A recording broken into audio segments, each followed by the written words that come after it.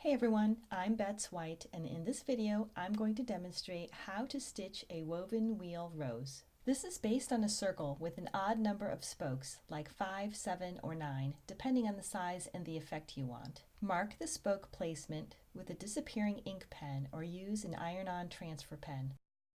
Start by bringing your needle up from the back through the center of the circle. Next, stitch down at the end of a marked spoke. Repeat until you have stitched all of the spokes. To begin weaving, bring the needle back up right next to the center.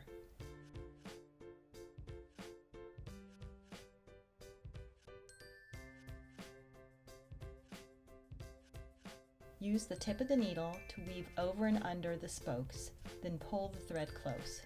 Be careful not to pierce the fabric or split the thread when weaving. Continue until the spokes are woven out to the ends.